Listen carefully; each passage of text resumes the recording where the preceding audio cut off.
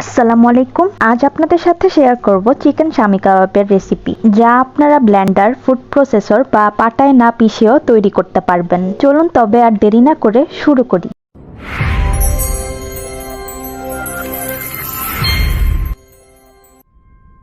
কাবাব তৈরি করার জন্য একটা প্যানে অ্যাড করব 300 গ্রামের মতো হাড় ছাড়া ছোট করে কেটে রাখা মুরগির মাংস। অ্যাড করব 1 কাপের মতো বুটের ডাল এবং ডালটাকে প্রায় আধা ঘন্টার মতো ভিজিয়ে রেখেছিলাম। দিয়ে দিব 1 টেবিল চামচ আদা বাটা ও রসুন বাটা। দিয়ে দিব 2 টেবিল চামচের মতো কাবাবের মশলা।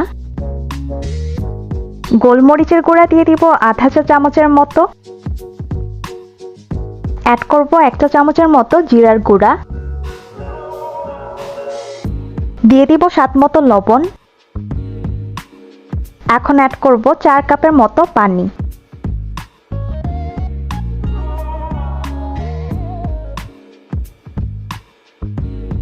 অ্যাড করব 1 টেবিল চামচের মতো তেল।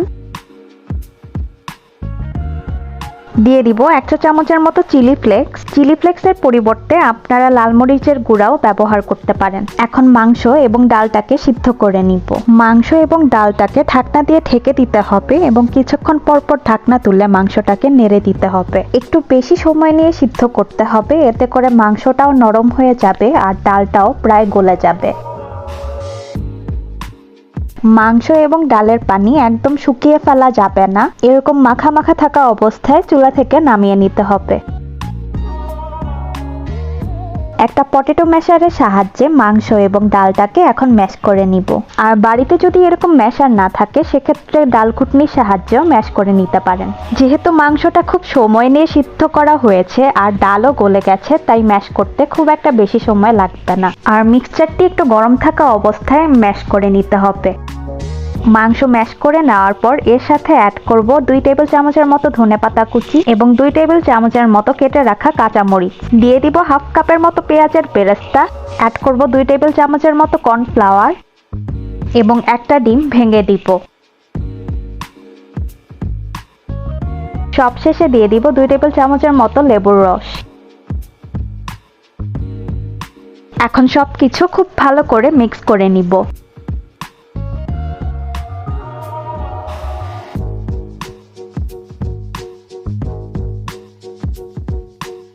এখন সামান্য একটু মিক্সচার হাতে নিয়ে নিব।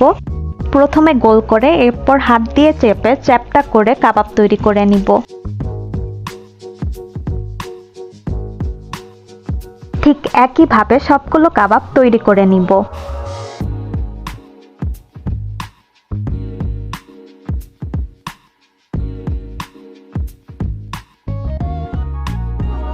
আমার টোটাল 20টার মতো কাবাব হয়েছে। তার মধ্যে থেকে 9টা আমি এখন ভেজে নিব এবং বাকিগুলো ফ্রিজে সংরক্ষণ করে রাখবো। কাবাবগুলোকে এখন ডুবো তেলে ভেজে নিব। প্যানে অ্যাড করব তেল।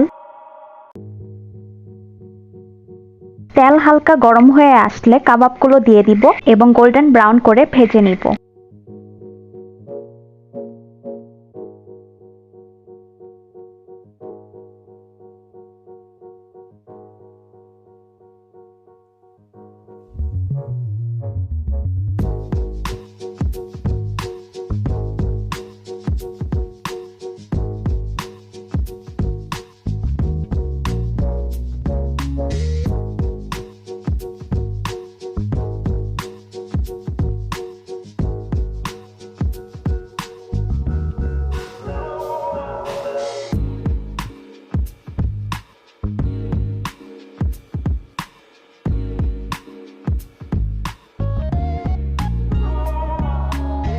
কাবাবগুলো ভাজা হয়ে গেছে, এখন চুলা থেকে নামিয়ে গরম গরম সার্ভ করব।